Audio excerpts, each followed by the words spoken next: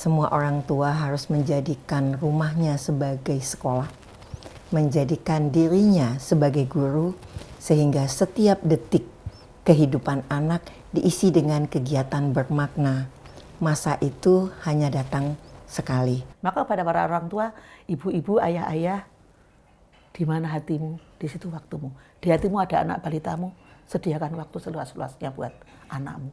Kesempatan emas di periode kritis ini.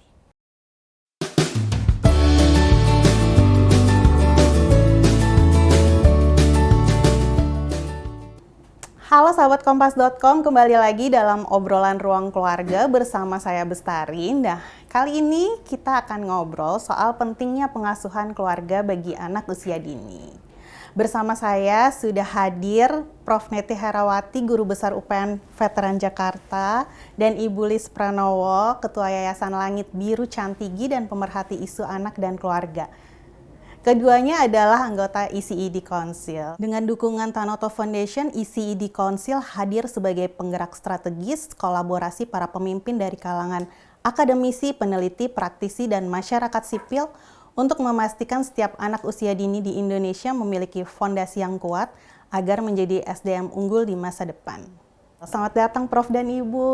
Terima kasih sudah menyempatkan waktu. Sama-sama. Baik, kita langsung ngobrol aja ya Prof ya. Pemerintah kan sekarang punya visi besar ya, Indonesia Emas 2045. Nah, ke depan persaingan global juga akan semakin berat nih. Pendidikan usia dini juga semakin penting. Seberapa besar sih peran keluarga dalam membentuk SDM unggul sejak dini? Ya. Jadi peran keluarga ini bukan hanya penting, tapi sangat penting. Nah, sangat penting. Kenapa? Karena pendidik pertama dan utama itu adalah orang tua, keluarga di sini. Kemudian pemenuhan seluruh kebutuhan kebutuhan anak usia dini itu kan ada banyak. Gitu. Itu di keluarga. Nah, kemudian semakin kecil usia anak, itu peran keluarga semakin besar. Karena di situ dia harus memenuhi pengasuhannya, kebutuhan gizinya, stimulasi pendidikannya, juga perlindungan dan kesejahteraannya. Jadi keluarga itu harusnya menjadikan rumahnya adalah lembaga pendidikan. Jadi memberikan stimulasi pendidikan pada anak. Dan orang tua itu sendiri adalah guru bagi anak. Sehingga kalau dia memainkan peran itu, rumahnya menjadi sekolah, para keluarga adalah para pendidik anak, maka anak akan tumbuh berkembang menjadi manusia unggul Indonesia. Nah, menarik nih Prof. Tadi dikatakan bahwa orang tua tuh juga harusnya berperan sebagai guru bagi anak. Betul. Tapi kan belum semua orang tua yang memahami hal ini. Bagaimana nih Prof? Apa sih yang harus kita mulai sebagai orang tua untuk menjadi guru di rumah sendiri? Ya, betul. Jadi sebenarnya orang tua itu nggak ada yang nggak ingin anaknya berhasil unggul. Betul. Tapi mereka belum mengenal anaknya dengan baik. Belum mengenal tahapan perkembangan anak, dan belum paham juga, banyak yang belum paham bagaimana kemudian mengisi hari-hari bersama anak. Jadi kalau pada pengembangan anak usia dini, kita hitungannya detik. Jadi belajar itu bukan jam sekian sampai jam sekian, enggak. Jadi di mana saja, kapan saja, dengan siapa saja dia sebenarnya belajar. Nah, kalau orang tua tidak memahami tentang anak, maka dia nanti menjadi yang kita sebut, saya suka agak ini kali ya menyebutnya terlalu tegas gitu. Terjadi malpraktek pendidikan oleh orang tua. Niatnya baik, tapi karena dia tidak paham tentang anak dan tidak juga memahami bahwa setiap tahapan usia memiliki cara pendidikan yang berbeda. Sehingga banyak orang tua yang bilang, main aja gitu ya. Padahal anaknya sedang belajar. Nah, oleh karena itu, apa yang harus dibekali kepada seorang tua, seperti kami membekali guru-guru di lembaga pendidikan. Kenali anaknya, kenali bagaimana proses untuk menumbuh kembangkan anak, kenali cara bagaimana menyiapkan lingkungan yang sehat, yang edukatif untuk anak. Dan kemudian pahami terkait dengan tahapan perkembangan dengan usianya. Sehingga orang tua segera sadar, oh ini kalau begini ini udah nggak aman ini. Anak saya sudah terlambat perkembangannya. Dia tahu. Dan karena dia tahu dan dia kemudian juga mengerti cara untuk memberikan stimulasi tadi, maka dia akan bisa menumbuh kembangkan anaknya menjadi unggul. Jadi seharusnya orang tua kalau mau menikah mempersiapkan diri untuk menjadi guru harusnya. Dan harapan kita sebenarnya harusnya juga negara mempersiapkan orang tua untuk siap menjadi guru di rumah. Gitu. Berarti nggak hanya sekedar menjadi orang tua dengan melahirkan anak ya, Iya, Prof? betul. Dan berdasarkan piramida belajar, kalau di usia 0-2 tahun, orang tua tidak mengembangkan 7 indera anak dengan baik, maka fondasi untuk dia belajar di SD, di SMP, bahkan di perguruan tinggi menjadi tidak kuat. Ini yang membahayakan sebenarnya. Jadi orang tua ingin anaknya sukses di SD, SMP, dan seterusnya, tapi orang tua belum banyak yang terinformasikan bahwa pengembangan di 0-2 tahun ini menjadi sangat penting. Ditambah satu lagi Mbak, orang tua itu adalah sumber belajar bagi anak. Jadi kita nyebutnya ada yang disebut mirror neuron. Jadi apa yang dilakukan orang tua itu otomatis ditiru oleh anak. Berarti orang tuanya harus bisa menjadi tauladan bagi anaknya. Berarti ini sebutan anak adalah peniru ulung ya di Yes. sini ya. Iya, disitulah kenapa keluarga itu sangat penting, utama dan pertama untuk pengembangan anak, apalagi usia dini. Baik. Seru ya? Iya, seru pembahasan. banget ini. Soalnya memang harus diakui masih banyak orang tua yang mungkin termasuk saya juga belum terinformasi sampai sedetil ini Betul. gitu. Iya. Oke, kalau nyambung ke Bu Lis, sebenarnya apa Bu yang paling dibutuhkan oleh anak usia dini dari keluarganya? Tadi Prof Net udah nyebut beberapa kali stimulasi ya. Stimulasi. Itu yang dibutuhkan. Ada pada piramida belajar ada 7 indera yang mesti distimulasi, itu penting. Kalau kita punya bayi, didiemin aja, dia nggak akan bisa apa-apa. Harus kita stimulasi sesuai dengan tahapan usianya. Stimulasi itu macam-macam, Mbak. Ada beberapa aspek ya.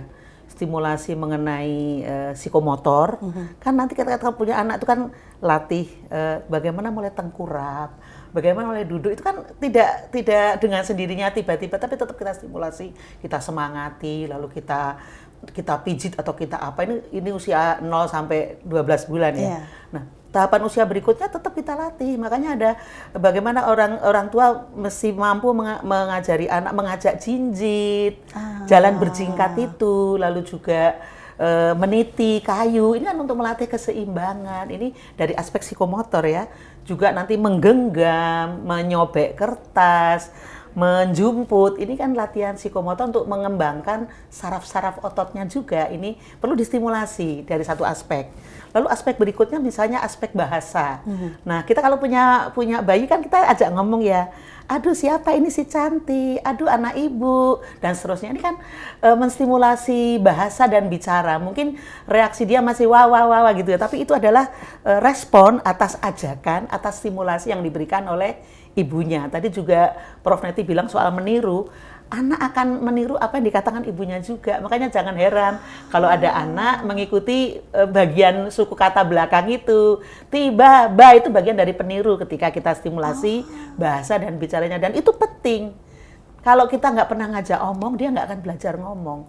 Karena nggak pernah ada stimulasi bicara. Ada lagi stimulasi sosial emosi. Nah, ini kadang-kadang sering dianggap enteng sama orang tua. Anak juga punya emosi.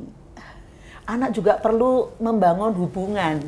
Membangun hubungan dengan ibunya, dengan ayahnya, mengenali individu-individu yang ada di sekitar dia, mengenali ini keluarga saya, ini bagian dari membangun hubungan sosial dengan keluarga dan juga keluarga besar, nanti akhirnya dengan rekan-rekan ibunya dan juga rekan ayahnya dan sebagainya. Ini sosial, emosi juga. Jadi bagaimana kita merespon saat dia menangis. Kalau anak masih 12 bulan kan, 0 sampai 12 bulan tuh kan belum pada tahap bicara yang jelas. Komunikasinya masih melalui menangis dengan ya? tangisan atau dengan apa gitu, rengean dan sebagainya. Kalau orang tua nggak bisa merespon dan menstimulasi, misalnya begini, pipis ya, basah ya, mau maaf ya, apa mau nenen lagi? Ini kan bagian dari stimulasi supaya dia udah ada komunikasi yang saling bicara itu nanti dengan tahapan berikutnya meningkat, stimulasi bicaranya, bahasanya meningkat. Juga simulasi mengenai nilai-nilai, Mbak, mengenai religiositas juga mesti kita berikan ya. Apapun agamanya, anak mulai di usia kritis ini itu penting untuk meletakkan fondasi nilai-nilai itu. Kapan bersyukur kepada Tuhan, kapan berdoa, itu kita ajak aja, meskipun mungkin misalnya sholat ya, diajak ke ruang sholat, ibunya sholat, dia keliling, biarin aja, dia akan merekam semua itu. Dia akan rekam perilaku tindak tanduk ibunya, gerak-gerik ketika sholat. Nanti dia akan meniru. Nanti dia, ini banyak yang cerita kepada saya, teman-teman. Secara ajaib mereka tuh hafal surah-surahnya. Yang diucapkan oleh ibunya hanya karena mendengar dan meniru. Nah ini stimulasi yang mesti kita berikan. Termasuk juga kognisi ya. Kognisi itu sekedar sederhana saja. Nggak usah ngomong 1 tambah 1 sama dengan 2, enggak. Ini segitiga. Bantal itu ukurannya apa? Ini segi 4, bolak bundar. Baju ibu warnanya apa? Merah. Bajumu oranye. Ini kognisinya direkamkan di situ dengan rangsangan-rangsangan seperti itu, Mbak. Itu kebutuhan. Ini keluarga ya. Nah, PAUD itu melengkapi. Jangan dibalik. Jangan dibalik. Pokoknya mau lengkap di PAUD, ibunya cuma nebeng. Itu salah. Jadi PAUD itu melengkapi stimulasi yang memang layak diterima anak supaya mereka tumbuh kembang optimal. PAUD itu memberikan stimulasi secara terstruktur karena ada kurikulumnya toh. Betul. Dan gurunya dilatih. Ada silabusnya dan sebagainya. Nah, ini seperti harus saling melengkapi, tapi tadi Prof bilang utamanya di keluarga. Jadi guru PAUD maupun orang tua ini bisa saling belajar. Supaya apa? Yang diajarkan di PAUD nyambung di rumah. Yang nilai-nilai di rumah ke bawah ke PAUD. Itu harus saling sinkron. Saling sinkron. Itu yang kebutuhan utamanya di situ kalau kita mau mendapatkan anak yang memang tadi Indonesia Emas 2045 ini di usia kritis ini, karena apa? Pertumbuhan otaknya kan optimal di situ. Jadi rekamannya bisa maksimal. Dia bisa merekam lebih banyak, menyimpan lebih banyak. Kalau PC kita masih banyak yang kosong kan, itu bisa menyimpan lebih banyak. Tapi setelah usia 5 tahun, volume pertumbuhannya kecil. Makanya yang di usia kritis ini mesti kita banyak-banyakin stimulasi, supaya dia merekam lebih banyak, nanti dia akan tumbuh optimal. Itu pengalaman-pengalaman yang dialami oleh para orang tua yang sudah cukup bijak melakukan itu seperti itu. Sudah ada hasil yang memang bisa diunggulkan. Baik. Oke, kembali ke Prof Neti. Bagaimana orang tua bisa melihat atau mengetahui capaian setiap tumbuh kembang anak nih, Prof? Apakah sudah sesuai atau belum gitu? Ya. Yang pertama, orang tua harus tahu dulu tahapan-tahapan pertumbuhan dan perkembangan. Pertama, membedakan dulu pertumbuhan itu berbeda dengan perkembangan. Pertumbuhan itu adalah bertambahnya ukuran. Jadi kalau sama-sama fisik seperti yang dijelaskan oleh Bu Lis tadi, kalau dia bertambah berat badan, kita nyebutnya pertumbuhan. Bertambah lingkar kepala itu pertumbuhan. Bertambah tinggi badan itu pertumbuhan. Tapi kalau dia bisa berjalan, dia bisa merangkak, misalnya kalau di perkembangan bahasa dia kemudian mengeluarkan bahasa komunikasi, itu perkembangan. Berarti orang tua harus memiliki pengetahuan dan keterampilan untuk dua ini.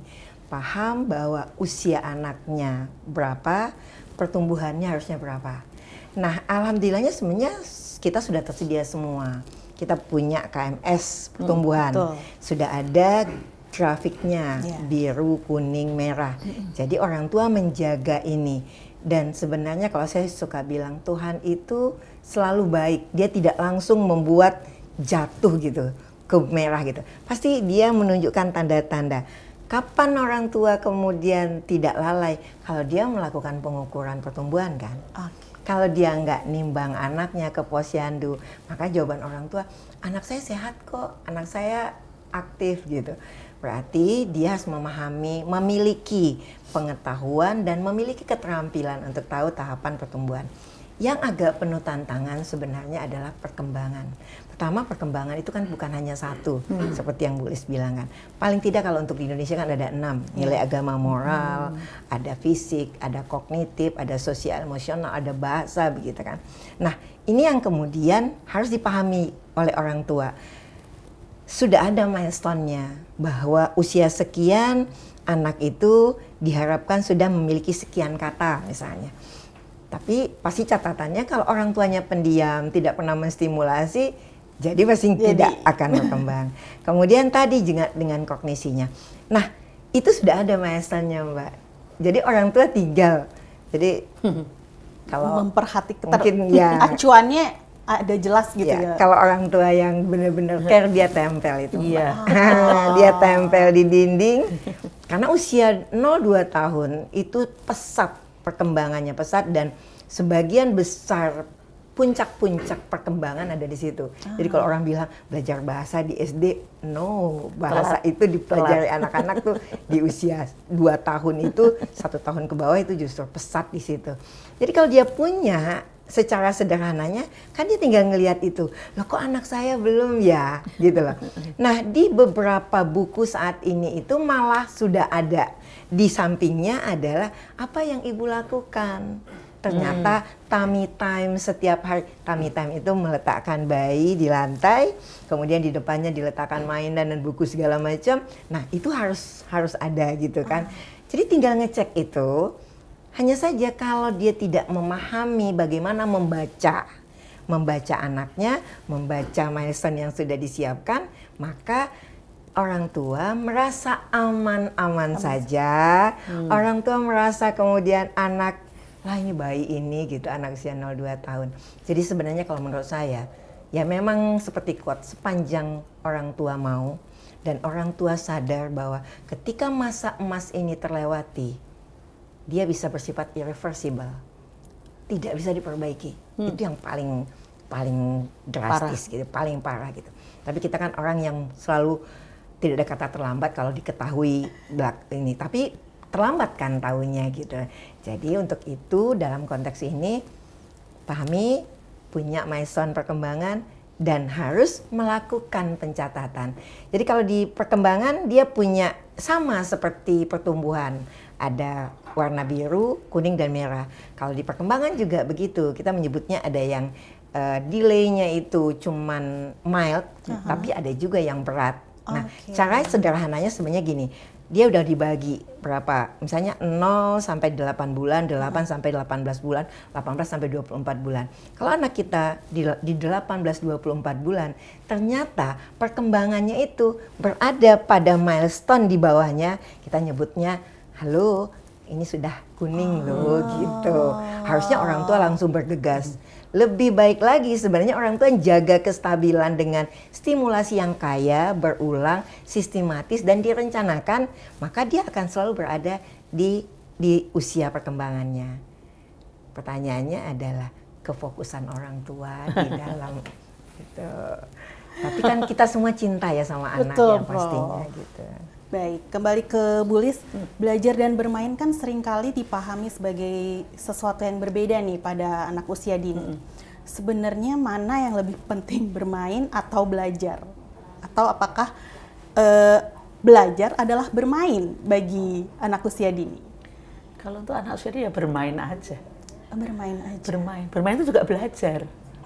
Orang mungkin membayangkan bermain itu main-main kosongan nggak jelas gitu. Iya, Padahal dalam di anak usia dini bermain itu proses belajar. Sekarang contohnya nih Mbak, contoh sederhana aja. Bermain itu kan bisa kita lakukan di dalam rumah ya.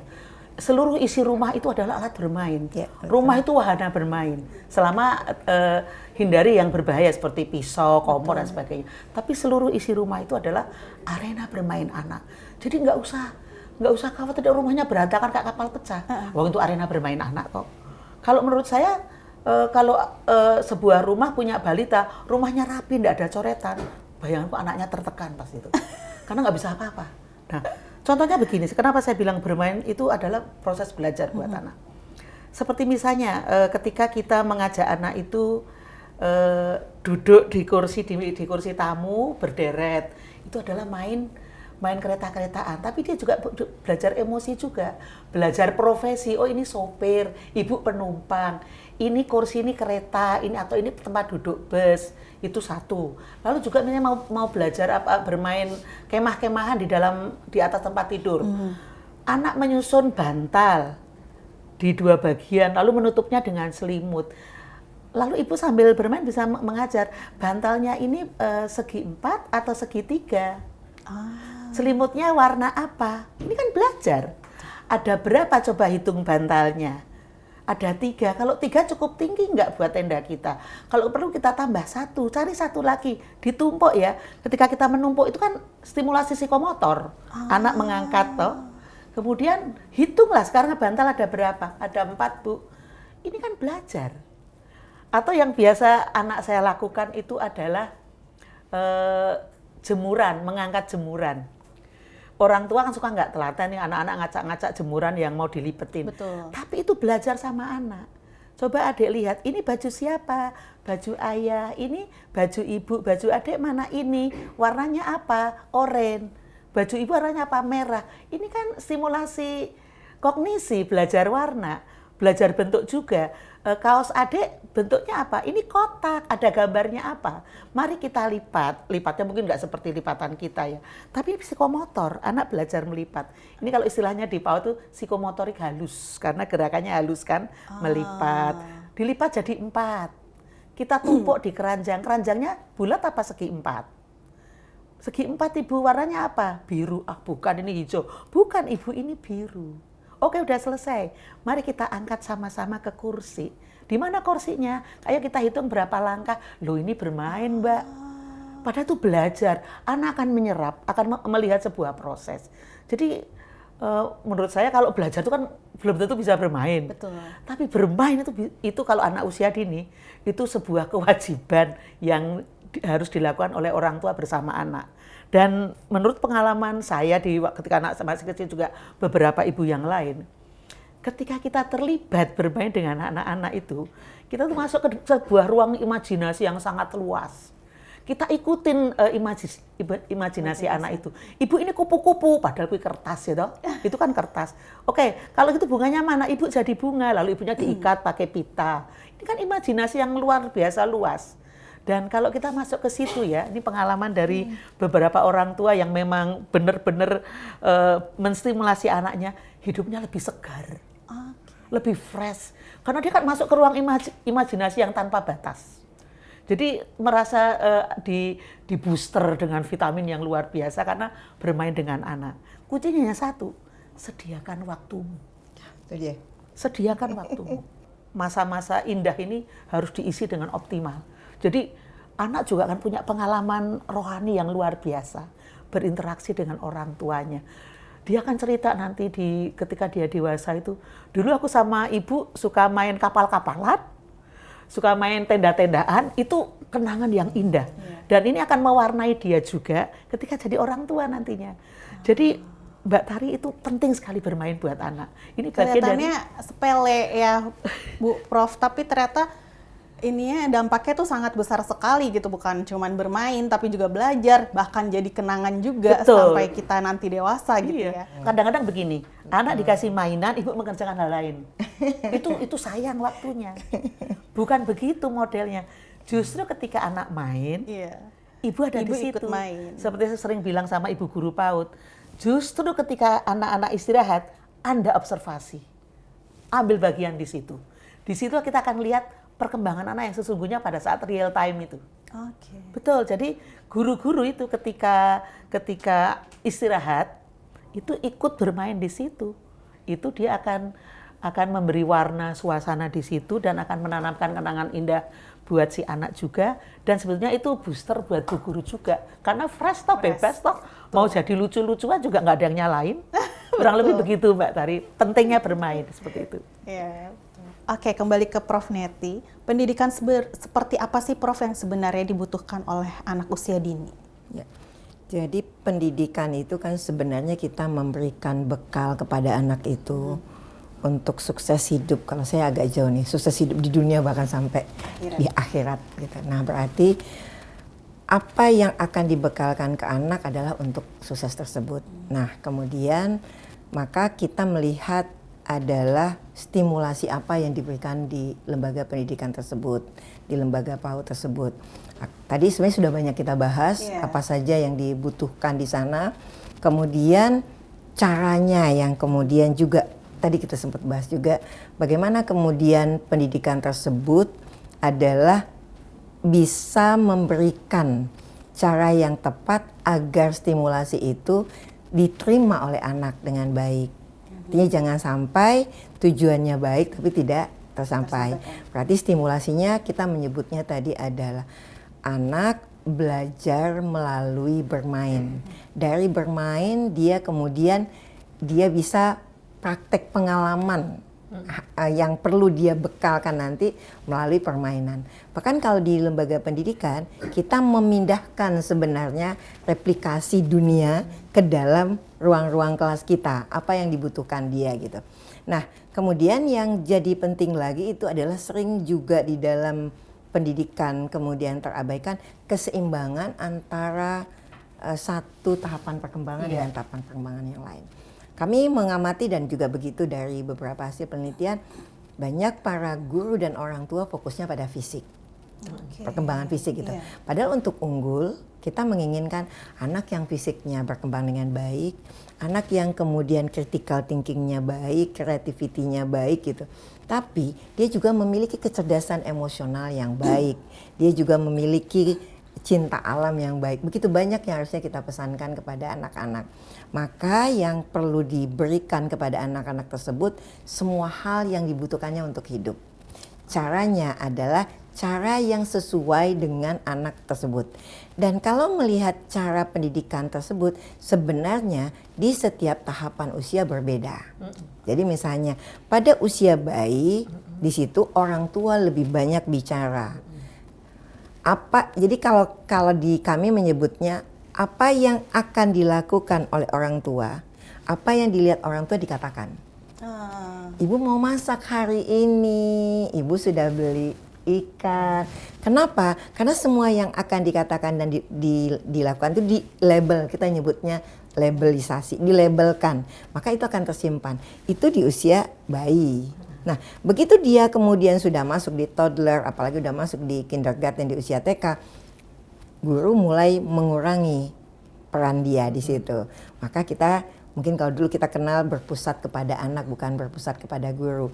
Maka si guru melakukan stimulasi berdasarkan apa yang dilakukan oleh anak. Kalau demikian pendidikan anak usia dini yang baik itu kita memberikan semuanya berkualitas. Dan ingat detik demi detik dimanapun anak itu berada. Kalau di lembaga pendidikan mulai di pintu masuk sampai pulang, semuanya adalah ruang belajar, semua adalah waktu belajar. Dan semua baik itu orang, baik itu barang, baik itu lingkungan adalah ruang belajar bagi anak. Rumah juga seperti itu gitu. Jadi kalau ada yang mengatakan bahwa pendidikan anak usia dini itu sekedar tepuk-tepuk tangan, nah sebenarnya jauh lebih besar dan lebih berat juga melakukannya. Dan semua itu dituangkan dalam kurikulum. Si guru harus memiliki perencanaan pembelajaran. Sebelum anak datang, si guru sudah menyiapkan alat permainan edukatifnya. Bahkan pertanyaan-pertanyaan pemantiknya dia sudah tuliskan. Karena pertanyaan pemantik itu akan mendorong critical thinking anak, mendorong juga kreativitas anak. Jadi si guru menyiapkan lagunya, buku yang dibacakan, permainannya, kata-kata pemantiknya, semuanya sudah dirancang di dalam pembelajaran. Kenapa? Karena tidak boleh ada salah di dalam mendidik anak usia dini. Bagi anak, semua yang diberikan kepada dia seperti spons, dia akan menyerap. Karena itu perencanaan harus baik, gurunya harus standar, lingkungannya juga harus standar. Barulah kita mendapatkan hasil yang berkualitas. Nice, menarik sekali. Untuk kalau Ibu Lis nih, menurut Ibu apa tantangan utama yang sering ditemukan orang tua, Bu, dalam mendidik anak usia dini? Kalau dari pengalaman perjumpaan saya dengan beberapa orang tua itu, tantangan pertama mereka itu pengelolaan emosi. Jadi mungkin informasi sudah mereka dapat, pengetahuan sudah punya tentang pengasuhan, pendidikan ya. Tapi kita mau praktek itu kalah dengan cara mereka yang kurang tepat dalam pengelolaan emosi. Entah karena stres, entah karena ada relasi yang tidak harmonis dengan pasangan, entah karena situasi ekonomi. Ini menjadi tantangan besar bagaimana mempraktekkan ilmu-ilmu atau pola-pola pengasuhan yang baik yang sudah terinformasi sebelumnya. Jadi kami itu kan bikin kelas-kelas pengasuhan ya. Lalu kan mereka bawa pulang untuk oh ini refleksinya saya ada di sini, saya sudah pernah ini yang belum lalu dipraktekkan.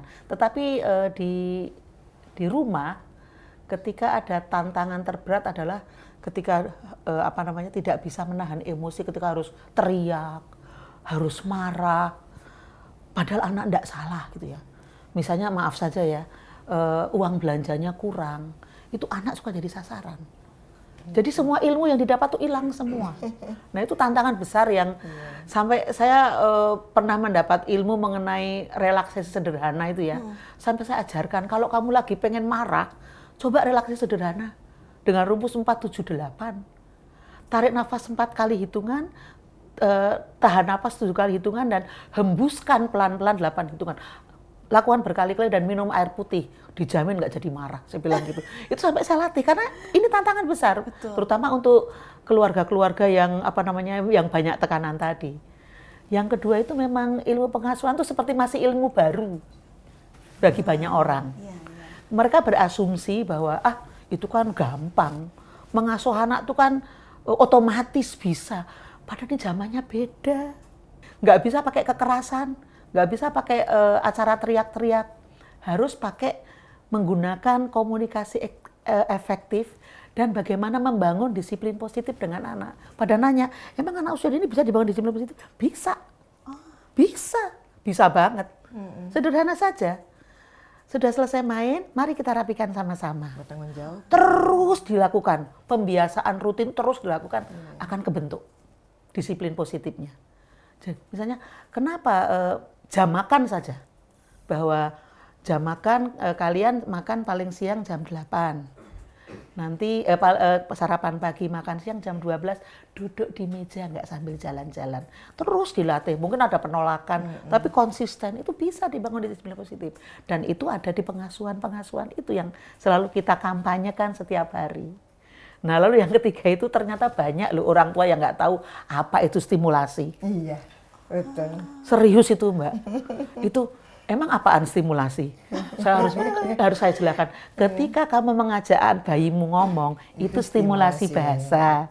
Ketika kamu menyemangati anakmu yang sedang titah jalan itu stimulasi psikomotor. Ketika kamu mengajak anakmu mewarnai ya, lalu mereka mungkin keluar arsirannya, tetap dapat apresiasi, itu stimulasi untuk motorik halusnya dan banyak hal lagi. Oh itu ya Bu ya, nah ini masih berat Mbak PR-nya Mbak untuk mendapatkan orang tua yang memang punya keterampilan pengasuhan yang tepat. Orang dasar-dasarnya aja mereka kadang-kadang, saya tinggal caranya adalah apa yang sudah Ibu lakukan seperti tadi ada di buku ya Bu ya, yang sudah kamu lakukan, lah itu stimulasi. Betul. Kamu sudah melakukan apa? Oh ini Bu kemarin saya ngajak bayi saya ngomong, itu stimulasi bahasa. Iya Bu kemarin saya pijit-pijit supaya dia mau miring karena dia harusnya udah miring belum miring nih, itu stimulasi. Dengan contoh-contoh konkret yang ada yang dari pengalaman mereka direfleksikan, itu mudah untuk mereka tangkap. Nah, ini pelan-pelan dan perlu terus dikampanyekan di beberapa PAUD.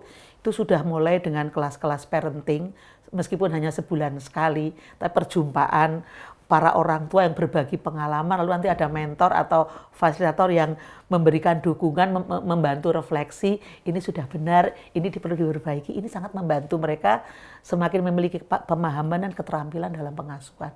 Itu Mbak, itu masih PR besar. Nggak usah masyarakat dalam tanda kutip miskin ya. Di kelompok terdidik pun masih ada tantangan seperti itu. Yang namanya pengelolaan emosi, tidak sabaran, karena itu tadi. Kalau saya ya, di mana hatimu, di situ waktumu. Kalau hatimu buat anakmu, waktu akan tersedia banyak.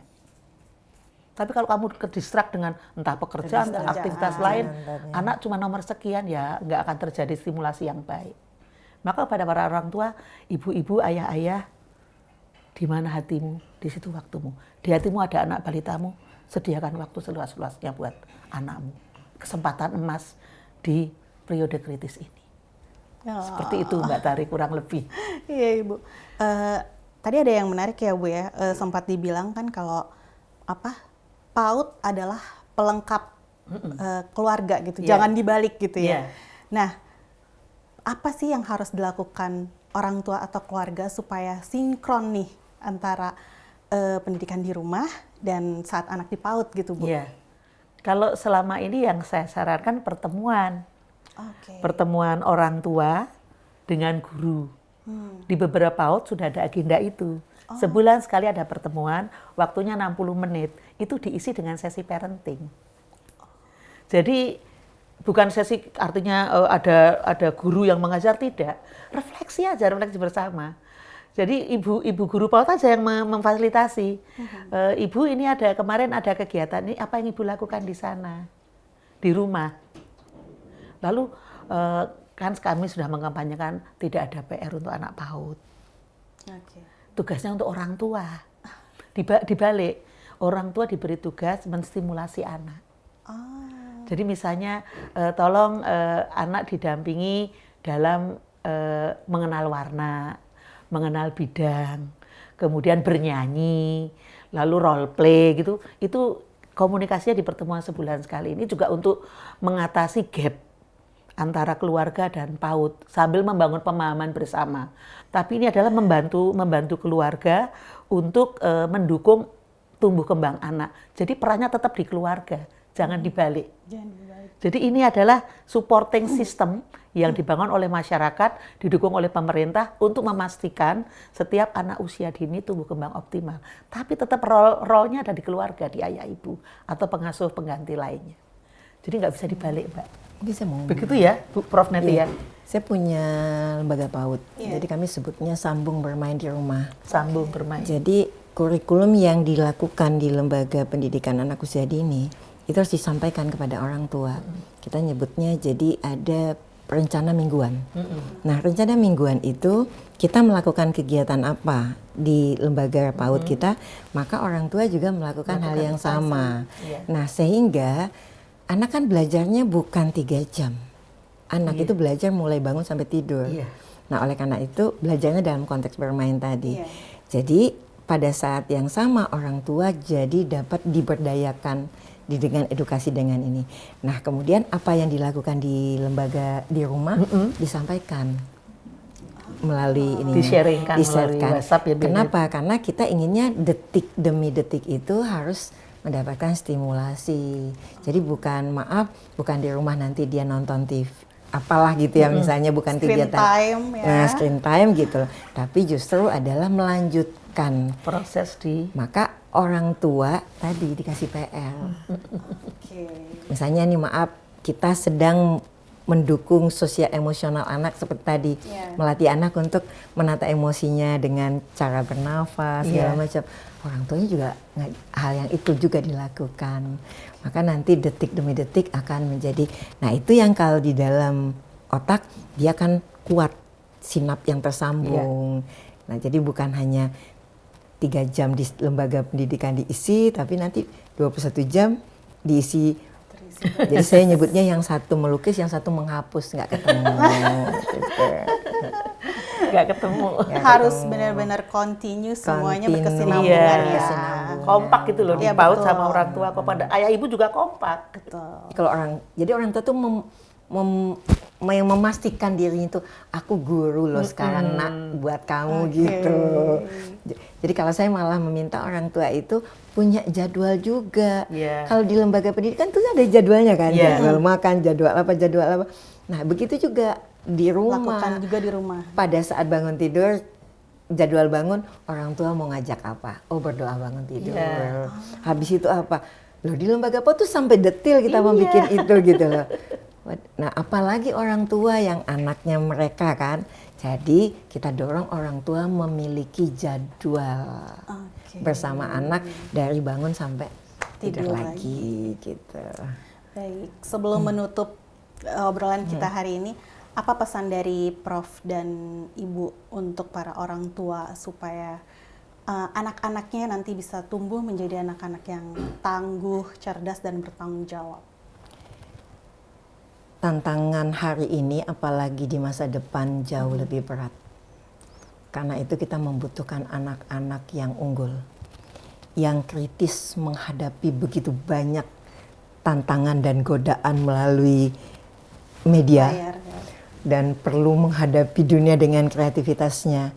Karena itu semua orang tua harus menjadikan rumahnya sebagai sekolah, menjadikan dirinya sebagai guru, sehingga setiap detik kehidupan anak diisi dengan kegiatan bermakna untuk bekal hidupnya di dunia dan di akhirat. Masa itu hanya datang sekali, dan ketika terlewati belum tentu, bukan belum tentu, tidak bisa kembali lagi. Oleh karena itu, jadilah guru bagi anak, jadilah orang tua yang penuh kasih sayang anak, dengan rumah yang kemudian menjadi lembaga pendidikan bagi anak. Baik, dari Ibu? Untuk para ayah ibu, para orang tua, jadilah orang tua yang responsif, yang memang punya kepekaan untuk menanggapi kebutuhan-kebutuhan anak melalui stimulasi, pendampingan, penyediaan waktu yang prioritas bagi anak-anak balitanya mendampingi di masa kritis itu. Dan tentu saja jadilah model buat anakmu. Dengan menjadi model, dia akan mencontoh, akan mengembangkan karakternya sesuai dengan model yang dia lihat dari ayah dan ibunya. Dan karena harus jadi model kan dia harus baik orang tuanya.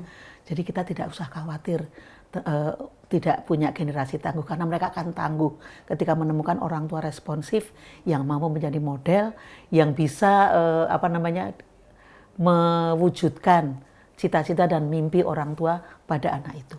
Itu saja. Sahabat Kompas.com, demikian obrolan kita hari ini.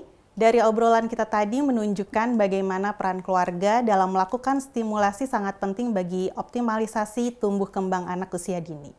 Keluarga adalah pengasuh pertama dan utama bagi anak. Mari bersama meningkatkan kualitas keluarga kita untuk generasi unggul di masa depan. Sampai ketemu di episode selanjutnya. Salam.